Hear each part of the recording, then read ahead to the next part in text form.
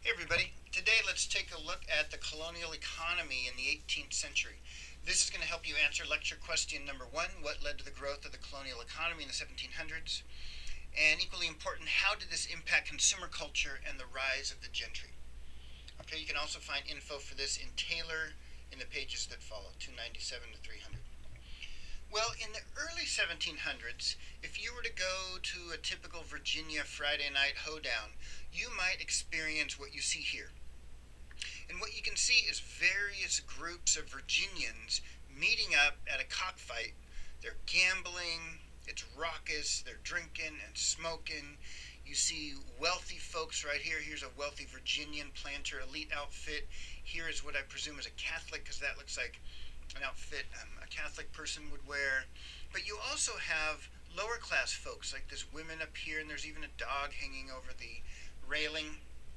It's very diverse socioeconomically, kind of ethnically diverse, although I don't see any African Americans whatsoever, which is not surprising. So I'm going to try to narrate to you and explain to you the changes that pre 1720s folks would go out and enjoy their Friday nights together, drinking, gambling at a cockfight. There's going to be a shift. By 1750, the elite are going to peel away from this popular form of entertainment. At least they're going to peel away. If they do go to the cockfight, they're going to dress down. You will not notice them wearing the elite regalia of a planter elite, as you see there. By 1750, it was unbecoming of a member of the planter elite to attend such cockfights, and the first jockey club was founded in Virginia in the 1750s. Horse racing is very much an elite gentry southern tradition. And when I talk about gentry, this is the word I'm talking about right here, the emergence of the gentry. And the gentry is just a short for gentlemen. It's going to be, as I'll talk about, a group of elite colonists. How did this happen? Well, here's some economics. In the 1750s, the Dutch, that small Dutch Republic right up in here, controlled about 75% of all Atlantic shipping. However, by the early 1700s, British became number one. How did this happen? It's very complex. There was even a war involved. You're going to read about in chapter 14 or 15, I believe. But in part, it was due to the British Empire's passage of the Navigation Acts, a series of acts in the 1650s.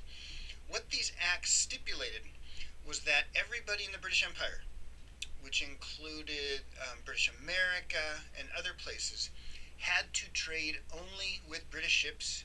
And how you defined a British ship was it had to have at least 3/4 of a British crew. Okay. So everybody in the empire, if you were living in Boston, you could not buy Spanish cigars. You could not buy French-produced wine.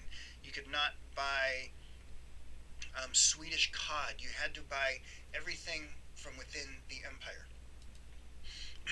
If you're an American exporter, British American exporter, our top exports at the time were tobacco, rice, fur, indigo, which is a blue dye, ship masts, which they got in the vast forests of America, hemp, which they used for ropes, and tar, which they used to water seal the ships. Hemp was not, they weren't smoking the hemp. Well, they might have been, but that wasn't the trading hemp. This hemp is for ropes on ships. Many British Americans were not happy with this deal because they could often get a better deal if they traded with the Dutch or the Spanish or the French for whatever item they were offered cheaper. So the British Crown made the British Americans a deal. They said, all right, producers are going to pay no British tax. We're not going to tax you British Americans. We're going to make money off the profits of buying and selling your goods. This is going to come back to bite them in the late 1700s when the British Crown starts to tax Americans. And British American producers of tobacco, rice, fur, and indigo had a monopoly on the British market. They now did not have to compete with Spanish, French, or Dutch products, right? They had a monopoly on the British market in London and elsewhere. This kind of economic arrangement is called mercantilism. Here's your 50-cent word of the day. By no means is this a free market economy. Mercantilism is where the government straight up promotes and expands its economy. mercantilism. So colonial America was not built on any notion of a free market economy. One group of producers really benefited from this monopoly on the British market and the Navigation Acts. It was the Virginia Tobacco Company. It was a conglomeration of planter elites who got together and created this company. So since the Virginia Tobacco Company enjoyed a monopoly in all British markets, look what happened in the 1700s. Their tobacco exports tripled. Remember a few lectures ago we talked about how the British Virginia production was entirely slave-based tobacco production. Tobacco exports tripled, prices rose, things were good for the planter elite. So much so, this place on the James River, which is just a couple miles away from Jamestown, we talked about Jamestown, how it being a very squalid, dangerous, poor place in the first years of British settlement. Now, by the 1700s, was one of the wealthiest places in British America. A plantation such as this housed his own blacksmith, cooper, cobbler, field slaves. It was very much an economic unit unto itself. Still today, this area of Virginia is one of the wealthiest zip codes in America. How did this impact overall imports and exports? Well, imports increased about 10 times via the Navigation Acts. For example, by the 1750s, 1/3 of all British ships plying the Atlantic and the global seas was made in America. Right? 1/3 of the British ships was owned by Americans. So people like Benjamin Franklin and others in the import-export business owned ships, built British ships. And you can imagine just the boom you can imagine being in the port of Philadelphia, which was the empire's second largest port. New York and Boston followed. Only London and all the empire was bigger than the three American ports. Imagine being in the port in which you're building ships, you're hauling lumber, you're hauling tar, you're forging iron, nails. You are just a hustle and bustle of activity. Reading could use such a hustle and bustle, I believe. You guys have to fix that. Look at the numbers of English imports. We are beginning to, colonial Americans, import a lot more British stuff. And this is pounds as in the monetary value of it. We imported 500,000 pounds in 1704. By 1770, it was at 4.7 million pounds worth of goods imported into the Americas. It's just an astronomical boom in the 1700s. Interestingly, 80% of the things we're importing is manufactured, meaning it's already made. Pianos, desks, wagons, those certain textiles, things you wear. So what's going on is Americans are exporting raw products, right? This stuff, tobacco, rice, fur, indigo, ship mass, hemp, tar, and they're importing finished manufactured products which are worth more. So come the time of the revolution, Americans are going to have to start manufacturing their own stuff, and this is going to lead in the 1800s to another economic boom in the United States. This also led to increased wealth in the United States. We'll look a little later how the wealth was not distributed equally, not surprising. However, if you just took the average wealth of the average non-slave, non-Indian American, it was twice that of a British person. Okay, so if you're a free white person in colonial America, you are doing well. Much better than the blokes in Britain. However, this boom needs laborers. Where are we going to get laborers in British America? Well, check it out.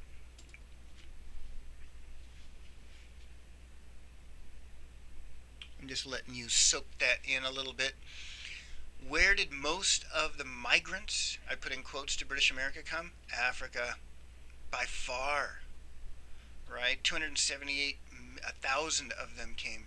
And remember, none of them who came were free, right? None of them were indentured servants and won their freedoms. These were lifelong slaves who came to America. Ireland came in number 2, about 100,000. Look how many convicts came. So if you're an Irish convict, you could come here, work out your sentence, and then become free afterwards. Germany, we had a lot of indentured servants and free people from Germany. England, Wales, once again, a lot of convicts. England is just emptying its jails into the colonial American ports. Scotland, and a handful of others. It's just interesting. When you think of America in the 1700s, you have to think of all the slaves who came.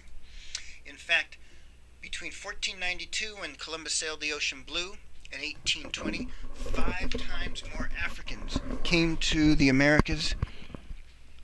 5 times more Africans came to the New World, all the New World, than Europeans. It's just, you got to keep that in mind.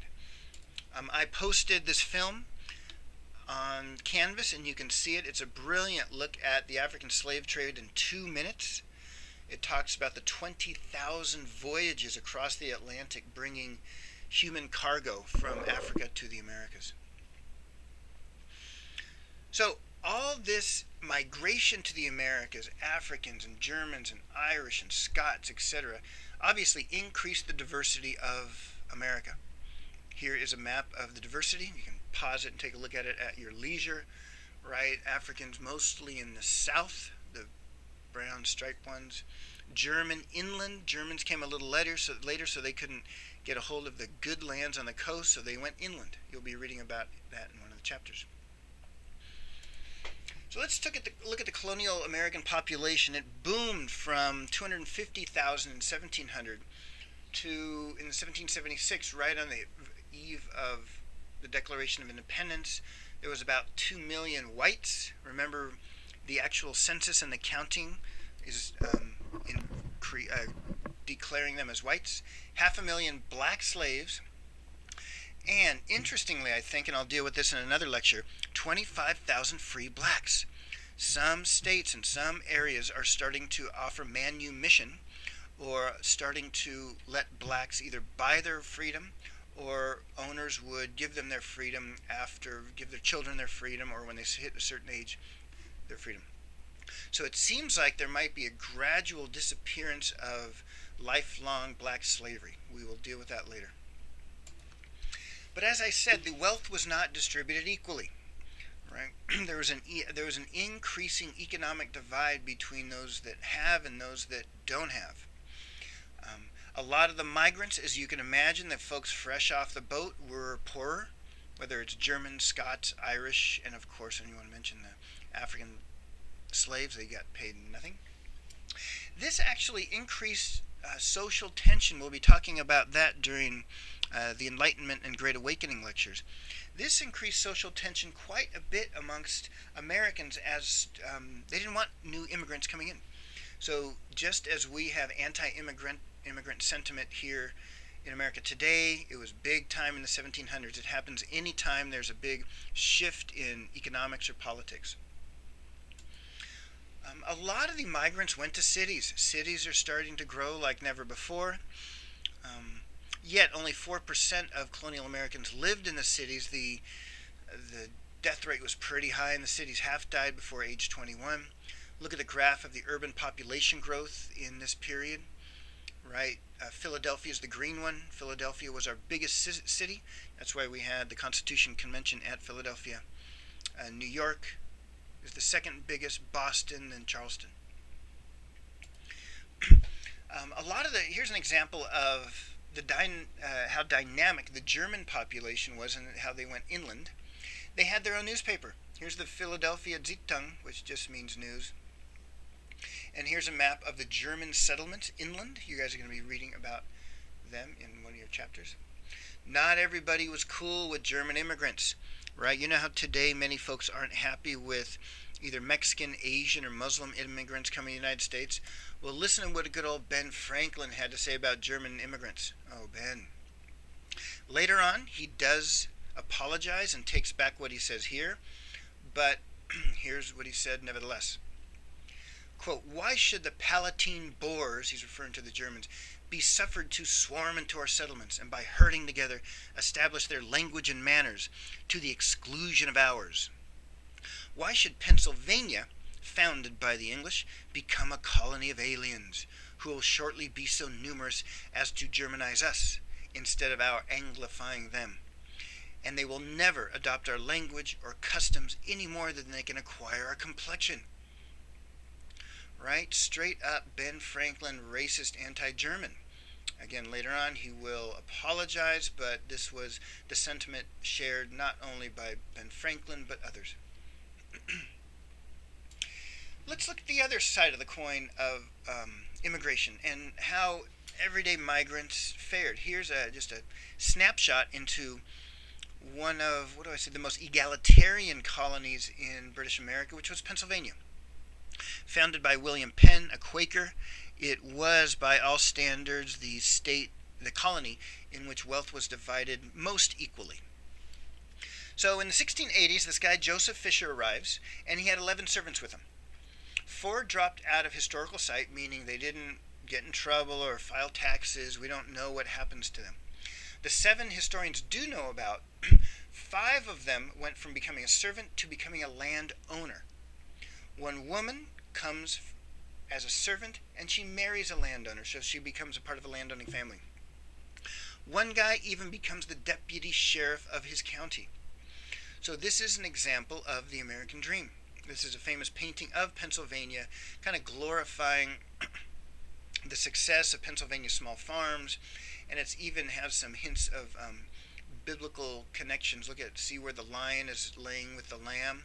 If you guys are farmers, you don't put all your critters in one pen. There's other ones where they literally have a lion laying with the lamb.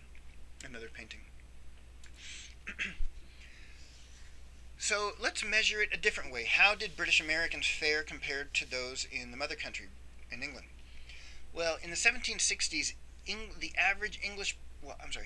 England, less than half the families owned land in England.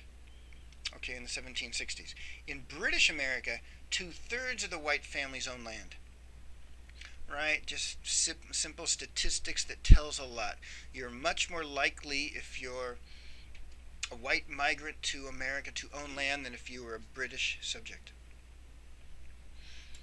All this wealth, which is, and I'll get to it in a second, concentrated on the top, leads to the rise of what historians call the colonial gentry.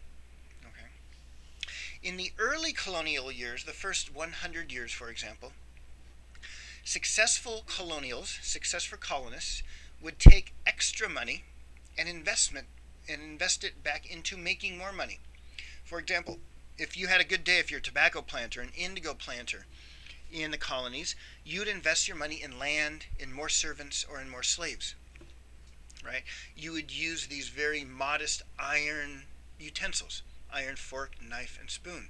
You'd live in these rather modest, these are the houses of or replicas of the houses of the very wealthy, pre-1720s. Here's another example about how most Virginians led modest lives in the early years. Here's a typical house for a white Virginian farmer. Not too much bigger than a house for a Virginian slave. However, the wealth gap is going to continue to grow throughout the 1700s.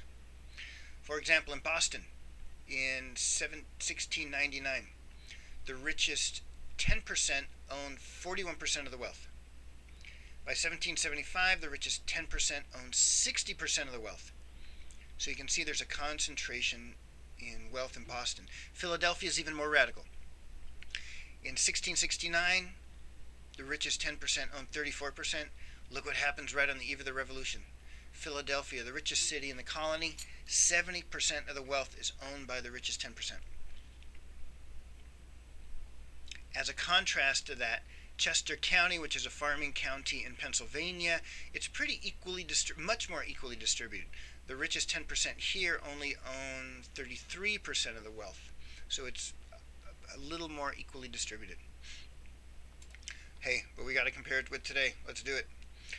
According to Business Insider and other sources in 2015, the top 1% of Americans owned a whopping 40% of all the wealth,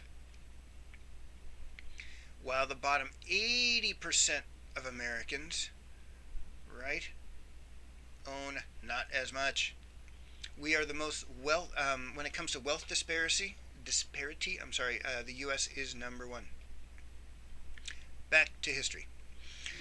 So the colonial gentry are getting wealthy, so they want to start to show it. They want to show people in Britain, and they want to show their fellow Americans, colonial Americans, that they got the goods, they got the fancy houses.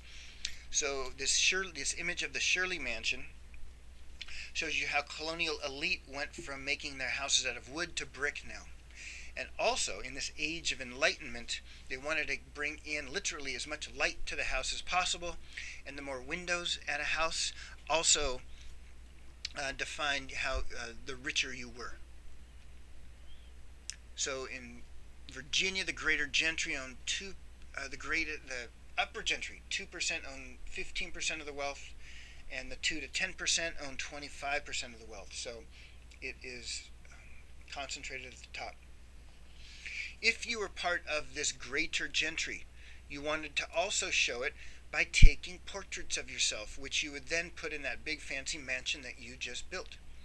And the portraits you would take of you and your family would show how the exotic items you have imported. For example, see this silk, Chinese silk. You have Oriental rugs from India. You've heard that term. So they just wanted to show off the material culture wealth that they are exhibiting. The Bermuda Group is a group with investments in Bermuda, and Bermuda is one of the centers of the British sugar trade. Right, so this is slave labor wealth that these folks are showing off. Here's the Gordon family. They are also showing off their wealth. Right? If you were to read this at the time, you could, just like you all can read wealth in modern America, like by the size of your watch, or your iThing, or your car.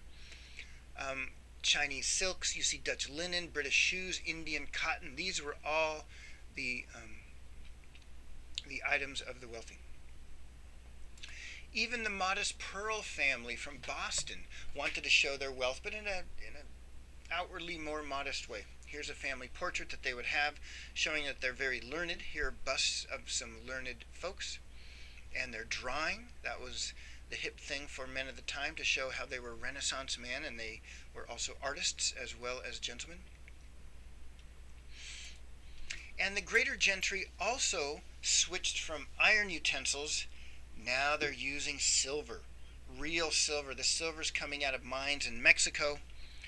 The miners in Mexico are sending the raw product to Europe, in which it is forged and shaped into, and even by a few British Americans, into silver. And they're going to drink fancy tea out of these tea sets, out of this silver. You're also going to show how fancy you are by getting your plates all the way from, you got it, China. This is where we get the term, the family China. So you're going to show folks that, well, I'm so wealthy, I import my plates all the way from the other side of the world, from China. I get my tea set from silver in Mexico, and this is how fancy I am. The middling sorts, folks who couldn't afford the fine silver and real porcelain china, of course they bought knockoffs. They went to their version of the TJ Maxx and got the knockoffs. George Washington was not a man for knockoffs. He had the finest carriage in all of Virginia. Here's his wagon. He had some of the finest chony drawers. This Revolutionary era cabinets are today, if you watch that auction show on PBS, I forget what it's called, these things go for thousands of dollars each. And he had one of the finest grandfather clocks around, just to show he had emerged, he had made it. He wanted to show that he was equal to, and probably even wealthier than, many British nobles. The gentry also switched from riding wagons, like you see here, kind of like our version of Rabba, which stops at every corner, at every church, at every market, right? It's crowded with your neighbors. They went to buying carriages like this, which fit you and your partner, you and your wife, but nothing else. It shows you're so wealthy you can ride in a carriage, yet that carriage is not useful. You can't go to the grocery store, you can't go to market, you're not going to bring your tobacco to market with that, right? You're not going to go buy your slaves with that. This is just for the colonial gentry to go about town. And the higher the wheel, the more expensive, right? They like their big hubcaps. I don't know if that's still a thing, but they were into it. You see where it comes from. The colonial gentry also started to buy more dressing tables, looking glasses, gloves, canes, and even a sign of wealth was to have an exotic monkey. Okay? Just as humans came from Africa, oftentimes folks would throw in exotic African animals, sell them to wealthy people in the Americas from New York all the way to Brazil, and that would be a sign of your wealth if you had these exotic pets at your side. One of the wealthiest men in America, at the young age of 40, retired, and he said, "When I retire, a periwig in those days was a distinguishing badge for gentlefolk." This fellow here got his portrait made when he became rich. He got where he was having that pose of the gentleman. He's got the wig on, which signifies gentlemanliness. However, years later, this young man becomes a revolutionary and totally changes his look, totally rejects the look of the nobility and the colonial gentry, because this image here is just modeling and aping what the British nobility would do. Look what good old Ben Franklin looks, guy. Same guy. Same guy. Ben Franklin young, Ben Franklin avuncular. So here's Ben Franklin after the revolution, showing his bald head, showing that he has fur around his neck. Remember, fur was a symbol of America, showing that you could go out and hunt yourself. Even though one aspect of hunting was the fox hunt, which is very much a British European thing. This is an example where hunting, and see how, look how many you can get, you just get as many as you can get, was seen as a sign of gentility and wealth. So I hope this helped you understand how there was an emergence of the gentry with the increasing wealth in colonial America, and the gentry went from hanging out with everybody else, hanging out with all the riffraff, to going to these exclusive members-only jockey clubs. All right, I hope you kick butt and get an A on this one. What led to the growth of the colonial economy in the 1700s? How did this impact consumer culture and the rise of the gentry? Complement this lecture with Taylor and you will get an A. Bye-bye.